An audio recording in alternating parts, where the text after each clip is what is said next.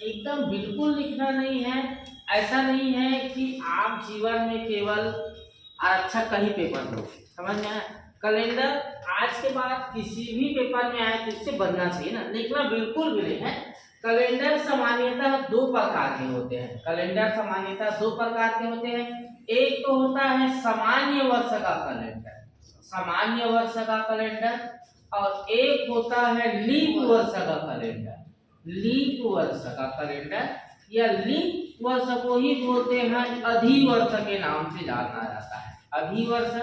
तो ये कैलेंडर दो प्रकार के होते हैं, तो इनके बारे में पूरा जानना है। उसके बाद ये जानो कि सबसे पहले तो ये जानो कि ये जो कैलेंडर है, इस कैलेंडर में आपको ये जानना है कि कैसे क्वेश्चन आते हैं। कैलेंडर में आपको ये जानना है कि क्वेश्चन कैसे आते हैं। तो कैलेंडर में आपको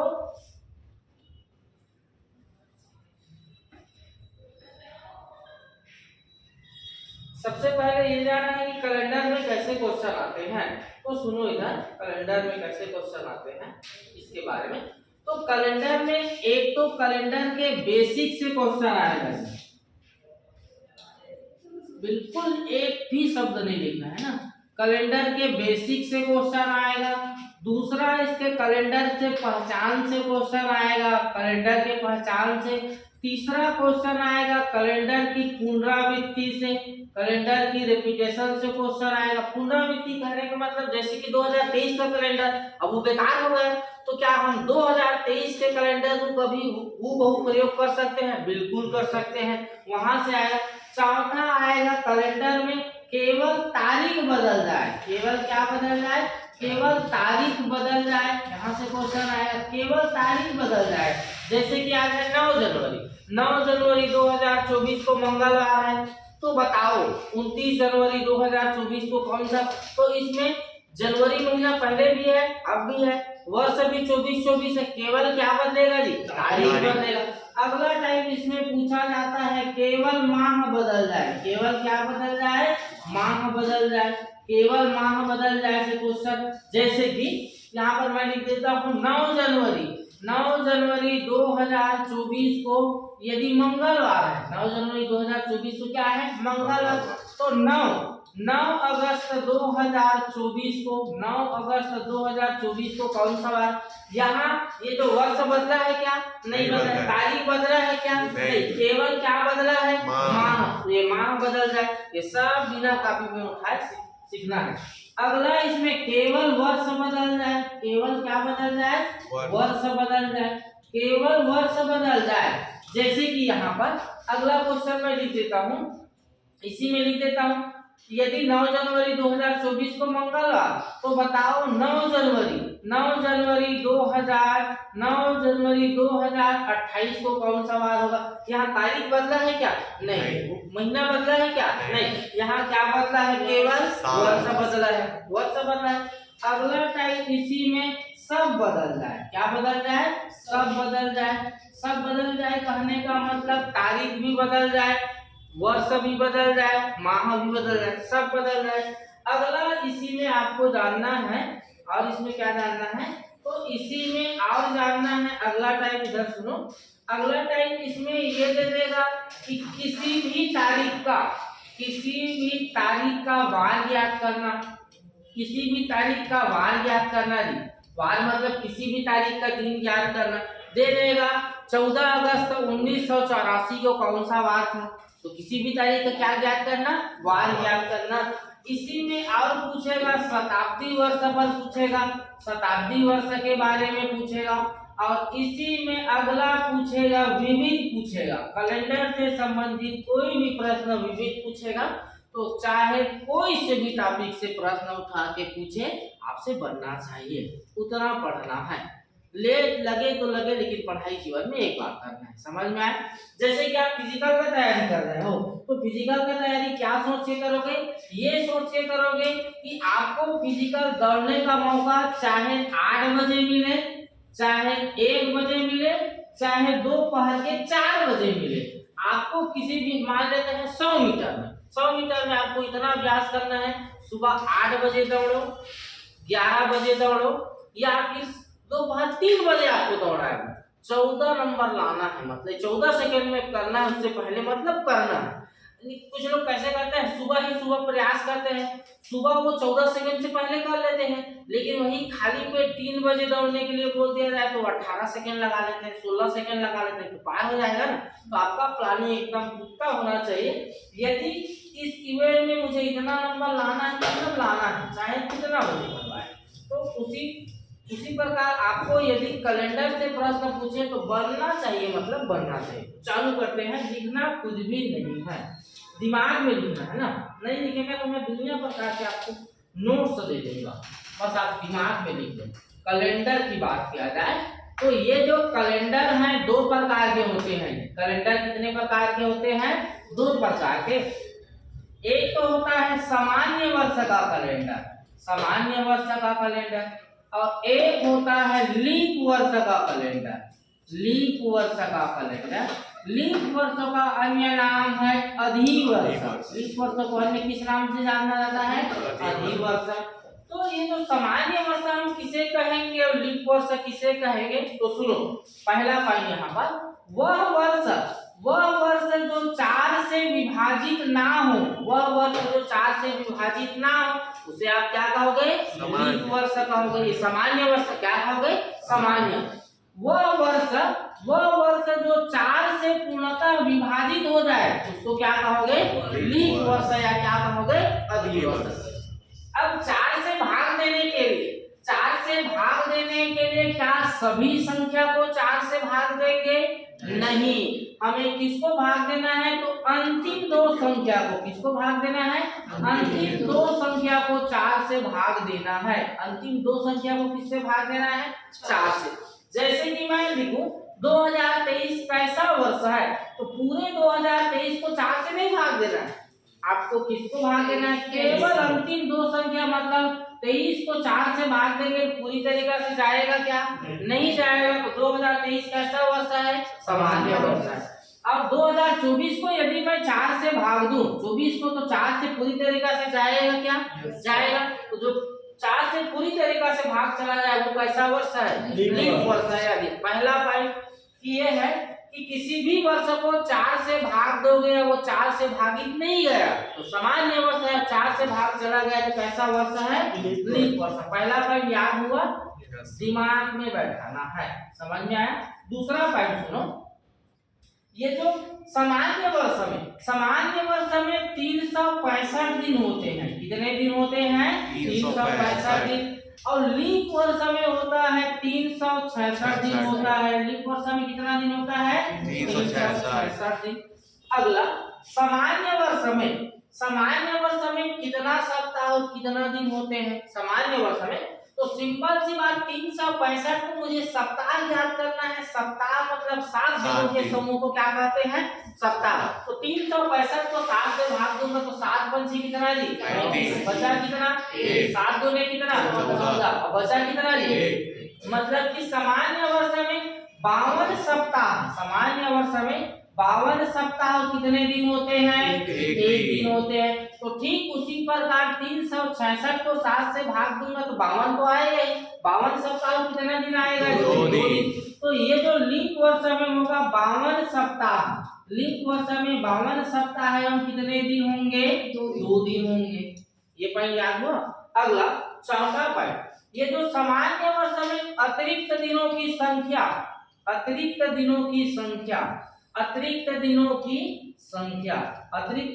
संख्या की बात किया जाए या फिर इसी को एक्स्ट्रा डे, विषम डे, तो अतिरिक्त दिनों की संख्या हम कैसे ज्ञात करते हैं?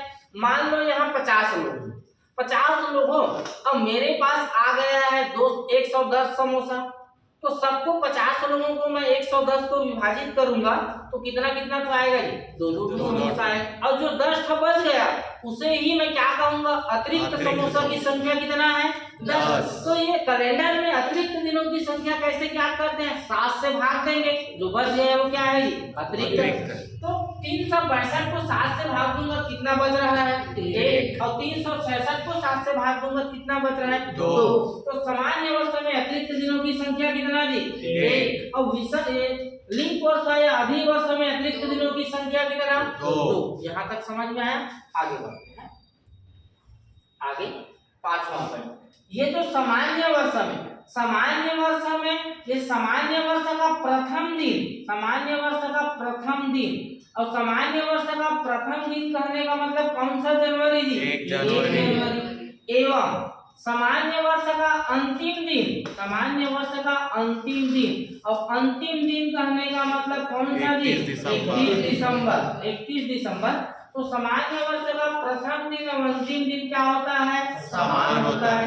क्या होता है? समान होता है। कहने का मतलब सामान्य वर्ष जिस दिन से चालू होता है उसी दिन से क्या होता है? समाप्त होता है। मान लेते हैं 2023 सोमवार से चालू हुआ, यदि 1 जनवरी 2023 को सोमवार, तो 31 जनवरी 2023 को भी कौन सा वार होगा? सोमवार। तो ये बात याद रखना है कि सामान्य वर्ष जिस दिन से शुरू होता है उसी दिन पर क्या होता है? समाप्त होता है। लीप वर्ष में, लीप वर्ष का प्रथम दिन, लीप वर्ष का प्रथम दिन अर्थात 1 जनवरी, 1 जनवरी, और उसी वर्ष का अंतिम दिन, अंतिम दिन कहने का मतलब कौन सा तारीख? 31 दिसंबर, 31 दिसंबर, 31 दिसंबर, 31 दिसंबर में क्या होता है? एक दिन बढ़ जाता है। क्या हो जाता है? एक दिन बढ़ जाता है। जैसे कि इस साल, नया साल कौन से दिन से चालू हुआ है? सोमवार। तो यदि 1 जनवरी 2024 को सोमवार, यदि प्रश्न में ऐसा दे रहे 1 जनवरी 2024 को, 1 जनवरी 2024 को सोमवार, तो 31 दिसंबर 2024, 31 दिसंबर 2024 करने का मतलब कौन से दिन को पूछ रहा है? अंतिम दिन को। तो सोमवार में क्या करोगे? एक जोड़ करोगे, क्या आ जाएगा? मंगलवार आ जाएगा। जबकि सामान्य वर्ष में क्या होता है? वही दिन होता है। समझ में आया? अगला सुनो, अगला छठवां, ये जो सामान्य वर्ष में कितने सप्ताह होते हैं? 52। क्या सामान्य वर्ष में 53 सप्ताह हो सकता है कि नहीं? तो हो सकता है। तो सामान्य वर्ष में 53 सप्ताह, सामान्य वर्ष में 53 सप्ताह, और 53 सप्ताह कहने का मतलब कोई भी बार, चाहे मैं कोई भी बार या दिन मान लेता हूँ। सामान्य वर्ष में 23 रविवार आने की प्रायिकता क्या है? 23 रविवार आने की प्रायिकता क्या है? तो ये जो प्रायिकता क्या होती है? प्रायिकता 23 रविवार आने की प्रायिकता होती है 1/7 होती है। कितनी होती है? 1/7। सामान्य अवस्था में 52 रविवार तो होंगे ही होंगे, 53 रविवार आने के चांस कितना है ये पूछ रहा है। तो एक साल में अतिरिक्त दिनों की संख्या कितनी होती है सामान्य वर्ष में? 1। तो 7 साल में कितना दिन होगा? 7 साल में 7 दिन। तो हर 7 साल में एक मौका ऐसे आएगा जिसमें कितना रविवार होगा जी? 53 रविवार। और क्या लीप वर्ष में 53 बार आने की प्रायिकता क्या है? तो ये कितना हो जाएगा? 2 कितना हो जाएगा जी? 7। हर 7 साल में 2 मौके ऐसे आएंगे जिसमें 53 बार हो सकता है, कोई भी बार 53 बार हो सकता है। यहाँ तक समझ में आया? आया? अब उसके बाद ठीक यहाँ लिखने की जरूरत है क्या? एक बार लास्ट वाला, लास्ट है इसी को ये वाला देखो, 53 सप्ताह होने की प्रायिकता क्या है? 53 सप्ताह होने की प्रायिकता क्या है?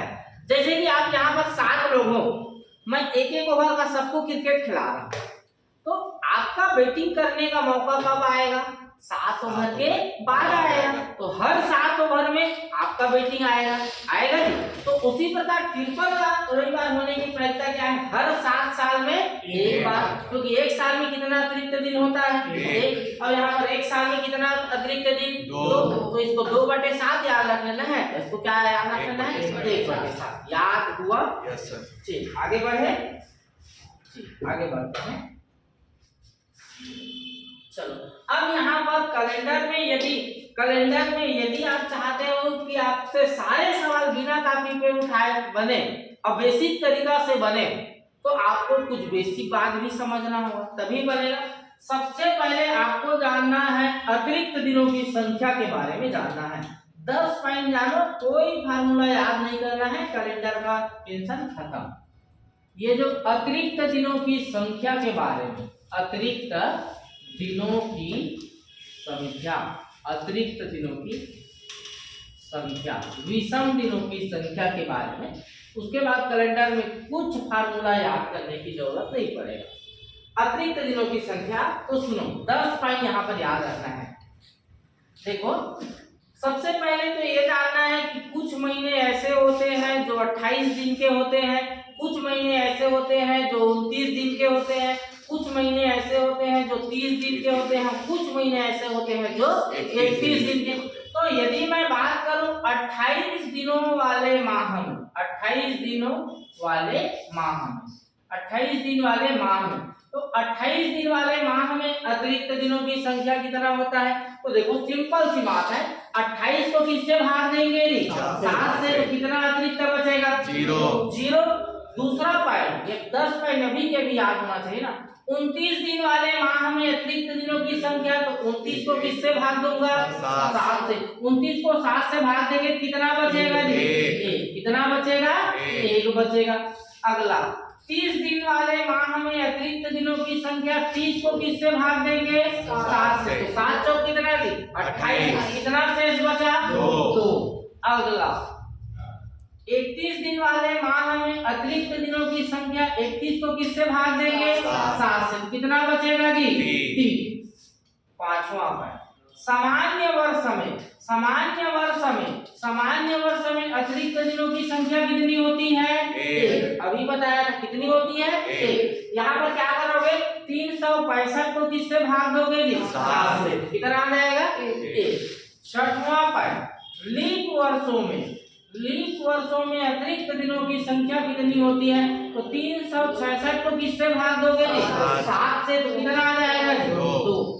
10 में से क्या 6 पॉइंट को घर में जाके पढ़ने की जरूरत पड़ेगा? नहीं पड़ेगा। और 6 पॉइंट क्या? अगला यहाँ तक याद हो गया।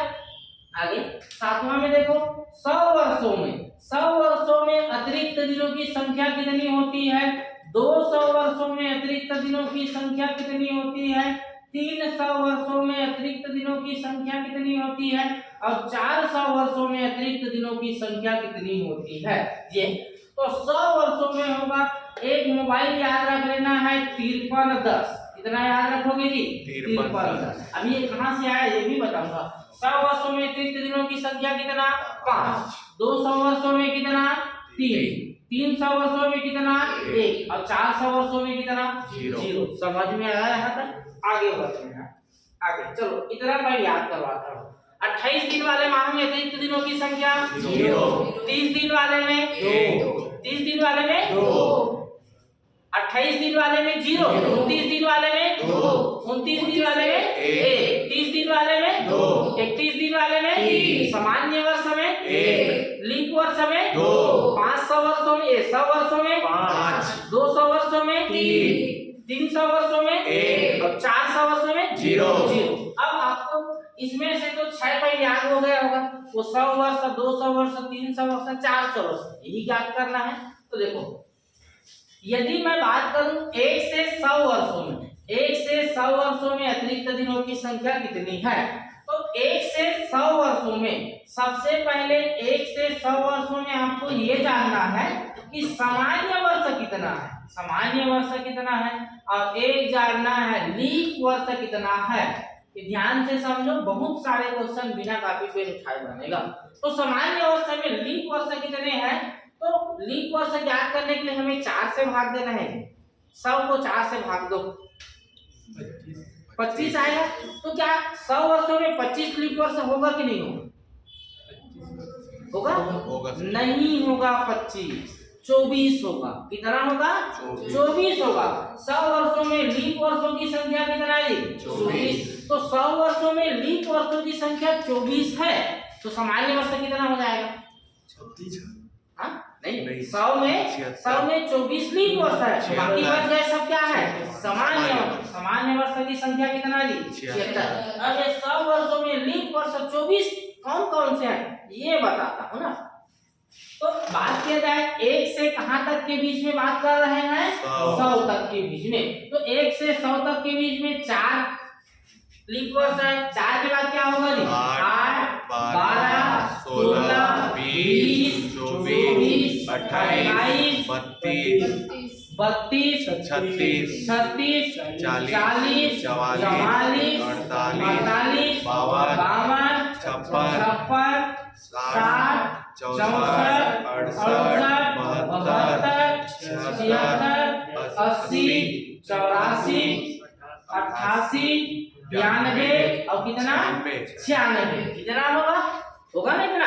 अब ये 100वां लीप वर्ष है क्या? 100 को 4 से भाग देके लिखेंगे तो 25, लेकिन 4 से भाग सभी संख्या को नहीं देना है बल्कि अंतिम दो संख्या। अब अंतिम दो संख्या में 0 हो तो सामने के दो संख्या को देना है। तो एक 4 से जाएगा क्या जी? नहीं। अब इसी को गिन लेते हैं। 1 2 3 4 5 6 7 8 9 10 11 12 13 14 15 16 17 18 19 20 21 22 23 24। तो 100 वर्षों में लीप वर्ष कितने आ गए हैं? 24। तो ये अब समझ में आया 24 कैसे में आया। अब आपको ये बेसिक पता है कि सामान्य वर्ष में अतिरिक्त दिनों की संख्या कितना है? 1 और लीप वर्ष में कितना है जी? 2।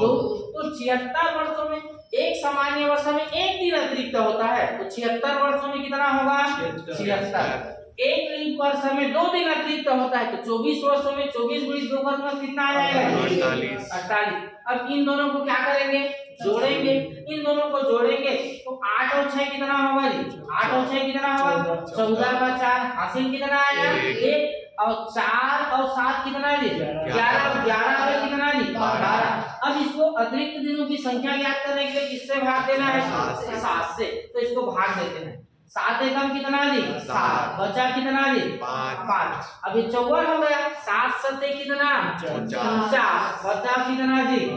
5। बचा कितना? 100 वर्षों में कितना लिखवाया था? 100 वर्षों में कितना लिखवाया था? 100 वर्षों में कितना जी? 5। 5 आया 100 वर्षों में। आगे और बता रहा हूं। आगे अब हो गया इतना। अब देखो इधर आओ आगे। अब बात किया जाए कि 200 वर्षों में, अब बात किया जाए 200 वर्षों में, बात किया जाए 200 वर्षों में, 200 वर्षों में, तो 200 वर्षों में फिर से वही सोचोगे कि सामान्य वर्ष कितना है और क्या देखोगे जी? लीप वर्ष कितना है। लीप वर्ष या फिर अधिवर्ष। तो ये 200 को भाग देके देखो।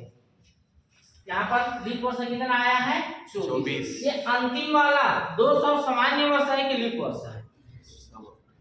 200 कैसा है? सामान्य वर्ष है, क्योंकि ये अंतिम दो में 0 है। 2 को किससे भाग दोगे? 4 से। सामान्य वर्ष है। तो यहाँ 100 से 200 के बीच में भी कितना होगा? लीप वर्ष है जी? 24। अब पूछ दिया जाए 1 से 200 के बीच में, तो 24 और 24 कितना हो जाएगा? 48। कितना हो जाएगा? 48। तो 200 वर्षों में लीप वर्षों की संख्या कितना जी? 48। अब 200 में 48 लीप वर्ष है, तो सामान्य वर्ष कितना बच जाएगा? 152। 200 में 48 को घटा देंगे। अब एक सामान्य वर्ष में अतिरिक्त दिनों की संख्या 1, लीप वर्ष में अतिरिक्त दिनों की संख्या, इसको गुणा करूंगा तो कितना हो जाएगा? 152। और इसको गुणा करूंगा तो कितना हो जाएगा? 96। कितना हो जाएगा? 96। इन दोनों को जोड़ेंगे तो ये 8 और ये 5 और 9 14 का कितना? 4 और ये 1। 200 कितना हो जाएगा? और 248 को किससे भाग देंगे? 7 से। 7 किया कितना होगा? 21। बचा कितना जी? 3। 7 पंचे कितना जी? 35। बचा कितना? 3। तो 200 वर्षों में अतिरिक्त दिनों की संख्या कितना लिखवाए थे? 200 वर्षों में कितना जी? 3। 200 वर्षों में 3 है। और आगे देखते हैं। चलो आगे। अब इसी में पूछ ले 300। 100 वर्ष देखे हैं, यहाँ से 200 वर्ष देखे हैं, अब यहाँ से 300 वर्ष। तो यहाँ पर भी लीप वर्ष 24, यहाँ पर भी लीप वर्ष 24 हो रहा था। अब यहाँ पर देखो, यहाँ पर देखोगे तो लास्ट वाला को ही देखना है। 300 सामान्य वर्ष है कि लीप वर्ष है? समान। तो यहाँ पर भी लीप वर्ष कितने होंगे जी? यहाँ पर भी कितने होंगे? यहाँ पर भी कितने होंगे जी? 24। तो यहाँ पर 300 वर्षों में एक तो पूछे सामान्य वर्ष, 300 वर्षों में सामान्य वर्ष, और एक क्या देखोगे? लीप वर्ष। तो 300 वर्षों में लीप वर्ष कितने आ गए जी? 24 24 24। हाँ कितना? 72। तो सामान्य वर्ष कितने हो जाएंगे? 300 में 72 घटा दो 228। कितना आ जाएगा? 200। एक लीप वर्ष में अतिरिक्त दिनों की संख्या 1, सामान्य वर्ष में अतिरिक्त दिनों की संख्या। अब इसको 128 से गुणा करूंगा कितना आ जाएगा? 228। और इसके साथ गुणा करूंगा तो 2 दूनी कितना जी? 4 और 7 दूनी कितना 14, ये हो जाएगा। इनको जोड़ेंगे तो ये कितना हो जाएगा 12, ये कितना 7, 300 कितना जी, इसको किससे भाग देंगे 7 से, तो 7 पर जी कितना जी 35, बचा कितना जी 2 और 7 दिया कितना जी 21, शेष कितना आया 300 वर्षों में अतिरिक्त दिनों की संख्या कितना लिखवाया था, कितना लिखवाया था 1, ये भी समझ में आया। अब आगे अब यहाँ हम देख चुके 1 से कहां तक देखे 100, फिर 100 से कहां तक 200 तक, 200 से 300 तक और 300 से कहां तक देखना है 400 तक ही देखना है। इसके बाद सारे क्वेश्चन हल हो जाते हैं। यहाँ से यहाँ के बीच में लीप वर्षा 24, यहाँ से यहाँ के बीच में 24, यहाँ से यहाँ के बीच में 24। अब यहाँ से यहाँ ये लास्ट 400 वर्ष लीप वर्ष है कि सामान्य लीप वर्ष है, तो लीप वर्ष है तो यहाँ 24 के बजाय क्या होगा 25 होगा, 24 के बजाय क्या होगा 25 होगा। अब यहाँ पर देखोगे तो 400 वर्षों में यहाँ से क्वेश्चन आ चुका है, 400 वर्षों में सामान्य वर्ष कितने होते हैं और 400 वर्षों में लीप वर्ष कितने होते हैं। तो देखो 24 24 24 और 25 को जोड़ोगे, सबको जोड़ोगे तो कितना हो जाएगा 97, लीप वर्ष कितना हो जाएगा 97। तो 400 में 97 लीप वर्ष है तो जो बच गए वो क्या हो जाएंगे सामान्य। 400 में 97 हटा दोगे कितना हो जाएगा 303, 303 गुणित क्या करूंगा 1 और ये गुणित क्या करूंगा इसको करेंगे कितना आ जाएगा 303, 97 गुणित 2 करूंगा तो 7 दूनी 14 का कितना 4 और 9 दूनी 18 में कितना 19, जोड़ेंगे तो 7 9 ये 4, इसको किससे भाग देंगे 7 से, तो 7 सते कितना 4 और ये बचा तो ये कितना आ जाएगा शेष पर कितना आ जाएगा 0 आ जाएगा। तो 400 वर्षों में अतिरिक्त दिनों की संख्या कितना आया था, तो 400 वर्षों में कितना आया था 400 वर्षों में कितना आया था जी 0 आया था। तो ये समझ में आया कैसे में आया। अब देखो इसी को आओ एक दो बार बनाओगे पूरा ये दिमाग में बैठ जाएगा। आओ शॉर्टकट बता रहा हूँ, अब इसका बेसिक समझ में आया आप लोगों को। अब देखो यहाँ पर अतिरिक्त दिनों की संख्या कितना आया था 5, तो यहाँ पर भी लीप वर्षों की संख्या भी देखो यहाँ पर लीप वर्ष 24 था, यहाँ पर भी कितना जी 24, यहाँ पर भी कितना 24 और यहाँ पर कितना 25, तो यहाँ पर सब सेम है। तो यहाँ पर अतिरिक्त दिनों की संख्या कितना 5, यहाँ पर भी कितना आएगा 5।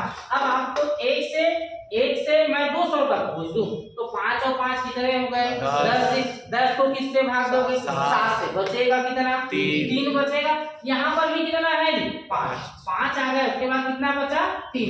अब 5 5 5 15 दिन हो गए, 15 को किससे भाग दोगे 7 से, बचेगा कितना जी 1। अब यहाँ पर ये 24 है तो ये 5 की जगह क्या हो जाएगा 6। अब 5 5 5 6 कितना हो जाएगा 21 को 7 से भाग दोगे कितना आ जाएगा 0 आया समझ में। तो 10 पॉइंट याद हुए, तो 10 पॉइंट याद हो गए मतलब समझो आधा तैयारी हो गया इस चैप्टर का। ठीक है, अब आगे बताता हूँ आप लोगों को।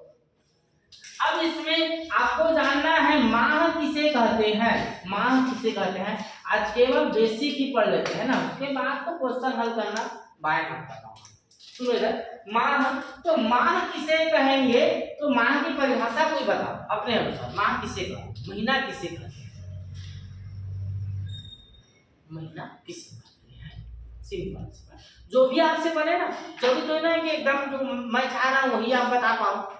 आपके अनुसार आपको क्या लगता है महीना किसे कहते हैं। जैसे कि वर्ष 12 महीना को हम क्या कह सकते हैं वर्ष, 366 दिन या 65 दिन को क्या कह सकते हैं, तो महीना उसी प्रकार किसे कहेंगे 30 दिन के, जो 30 दिन का हो उसे क्या कहेंगे महीना। ठीक है, तो उस आधार पे जो 28 दिन के हैं उसे भी महीना कहेंगे, 29 दिन वाले को भी कहेंगे, 30 दिन वाले को भी कहेंगे, 31 दिन वाले को कहेंगे। तो एक के कई परिभाषा हो गए ना। एग्जैक्ट परिभाषा महीना का क्या है देखो, एग्जैक्ट परिभाषा वर्ष के 1/12वें भाग को, वर्ष के 1/12वें भाग को क्या कहते हैं महीना कहते हैं, माह कहते हैं। अब वर्ष है चाहे वो सामान्य वर्ष है तो उसको 12 भाग में बांट दो, जो आएगा वो महीना है।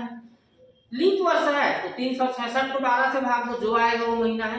तो वर्ष के 1/12 भाग को क्या कहते हैं? माह। अब ये माह कितने प्रकार के होते हैं? माह कितने प्रकार के होते हैं? तो कुछ महीना ऐसे होते हैं जो 28 दिन के या फिर कितने दिन के होंगे जी? 29 दिन के। 28 या कितने दिन के होंगे? 29 दिन के। कुछ महीना ऐसे होते हैं जो कितने दिन के होते हैं? 30 दिन के होते हैं। और कुछ महीना ऐसे होते हैं जो कितने दिन के होते हैं? 31 दिन के होते हैं। ये जानना है। तो कम से कम कितना महीना है जो 28 या 29 दिन का होगा? कितने महीने? तो वो महीना 1 होगा। उसकी संख्या कितना है? 1। कितना है? 1। अब ये जो 30 दिन वाले महीने की संख्या कितना है? तो 30 दिन वाले महीने की संख्या होती है 4। कितनी होती है? 4। आगे बताऊंगा कौन कौन से। 31 दिन वाले महीना की संख्या होती है 5। ये क्या देख रहे हैं हम अभी? संख्या। क्या देख रहे हैं? संख्या। अब ये जो 30 या 29 दिन वाले महीना कौन सा होगा? तो ये तो फरवरी महीना होगा। फरवरी महीना या तो 28 दिन का होगा या कितना दिन का होगा? 29। अब ये 30 दिन वाले, अब 31 दिन वाले 4 महीना ऐसे होते हैं जो 30 दिन के होते हैं। और ये जो 7 महीना, ये कितना जी? 7 महीना ऐसे होते हैं जो 31 दिन के होते हैं। कितने होते हैं? 31। तो कौन कौन से हैं ये ज्ञात करना है। तो इतना पढ़ो कि आपसे कोई सोते हुए भी पूछे तो बन जाना चाहिए। देखो यहाँ पर लिख रहा हूँ 1, 3, 5, 7, 8, 10 और 12। 1 मतलब क्या जी? जनवरी। 3 मतलब मार्च। 5 मतलब मई। 7 मतलब जुलाई। 8 मतलब अगस्त। 10 मतलब नवंबर। 12 मतलब दिसंबर। अब जो बच गया वो क्या हो जाएगा? या तो आप इसको कंट्रास्ट याद कर लो या फिर इसको याद। फरवरी तो सबको याद हो गया होगा। अब देखो इसमें क्या क्या बचा है? 4 बचा है, 6 बचा है, 9 बचा है। अब क्या जी? 4 मतलब क्या है? अप्रैल। 9 मतलब 6 मतलब जून। 9 मतलब सितंबर। और 11 मतलब नवंबर। तो ये जो है फरवरी है 28 या 29 दिन का होगा। ये हो गया अप्रैल, जून, सितंबर और नवंबर 30 दिनों के होंगे। जनवरी, मार्च, मई, जुलाई, अगस्त, अक्टूबर, दिसंबर, ये कितने महीने का होगा? 31। यहाँ तक समझ में आया? कैलेंडर की पहचान से क्वेश्चन आएगा। अब चलो चालू करते हैं टाइम। ठीक है, ठीक है, यहीं तक रख देते हैं ना। फिर जाकर सबको खाना वाना बनाना। ये केवल आप बेसिक पढ़ के आओ। कल इतना जल्दी खत्म हो जाएगा ये कैलेंडर। यदि इतना आपके दिमाग में समझ में आएगा, दिमाग में बैठ गया तो तुरंत बाकी चीज एकदम आसान से समझ में आएगा। ठीक है, आज के लिए इतना।